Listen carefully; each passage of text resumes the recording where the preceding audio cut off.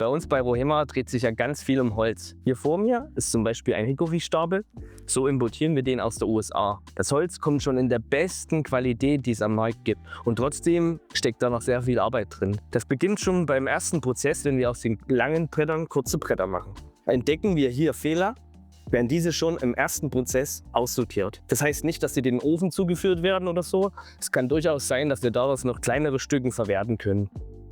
Aus diesen Brettern produzieren wir dann unsere Trommelstockrohlinge, die Rundstäbe. Die haben alle das exakt gleiche Maß, gleicher Durchmesser und gleiche Länge. Die Selektion der einzelnen Rundstäbe ist ein ganz wichtiger und schwieriger Prozess bei uns im Unternehmen. Das machen insgesamt eigentlich nur 2 bis 3 Mitarbeiter, die sehr, sehr erfahren sind und das schon viele Jahre machen. Es gibt verschiedenartigste Fehler oder Fehlerquellen in so einem Rundstab. Und man muss nun entscheiden, ist dieser negativ für einen Schlagzeuger? Sind es rein optische Kriterien oder beeinflusst es in welcher Art und Weise auch immer das Spiel? Ich habe euch hier mal die 5 häufigsten Fehlerquoten mitgebracht und demonstriere euch die kurz. Man sieht hier einen Rundstab, der perfekt gerade gewachsen ist. Ein Traum für einen Trommelstock. Keine Anomalien, keine Schrägwuchs, nichts. Das ist das, was wir brauchen. Wir verwenden ausschließlich diese perfekte A-Ware-Qualität für die Produktion unserer Rohema Drumsticks. Der Rest ist B- und C-Ware. Insgesamt selektieren wir aber in 9 verschiedene Kategorien der B-Waren. Zum Beispiel kommt es aber leider oft vor, dass kleine Einschlüsse in den Rundstäben sind. Das sind Farbfehler, manchmal größer, manchmal weniger groß. Diese müssen wir ausselektieren.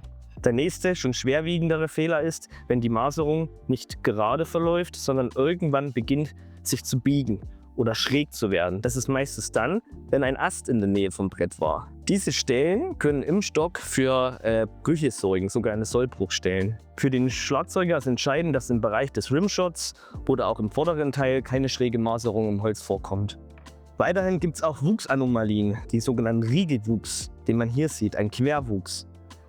Das kann für unangenehme Eigenschaften bei Stücken sorgen, zum Beispiel für einen reduzierten Rebound. Diesen Rohling benutzen wir besonders gern für Merchandise-Artikel. Man kann wunderschöne Farbeffekte oder Kontraste erzeugen bei Lackierungen. Der Hickory-Stamm hat in sich eigentlich einen dunklen Kern. An sich ist dieser auch sehr hart, aber unberechenbar. Er kann einfach zu stark sein, zu spröde sein, weil das Holz nicht mehr versorgt wurde. Um den aus dem Weg zu gehen, kaufen wir diese Holzbretter eigentlich nur aus dem Splint, aus dem weißen Bereich des Baumes und nicht den dunklen Kern.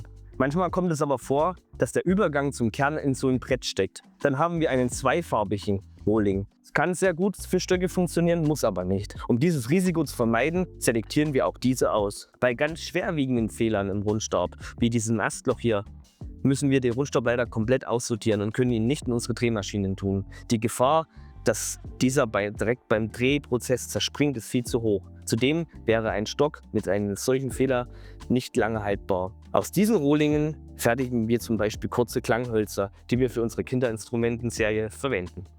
Wir bei Rohema versuchen, unser Holz bestmöglich zu verwerten. Obwohl wir schon die höchste Qualitätsstufe kaufen, haben wir ungefähr zwischen 50% und 60% A-Warenanteil nur. Jedoch werden insgesamt ca. 90% dieser Rohlinge verwertet. Und wir finden immer wieder neue Produkte oder neue Ideen, wo wir dieses Holz sinnvoll anwenden können. Aktuell beschäftigen wir uns in einem Forschungsprojekt mit den Auswirkungen dieser Fehler und hoffen, zukünftig noch mehr von den B-Waren auch in A-Qualitäten einfließen lassen zu können.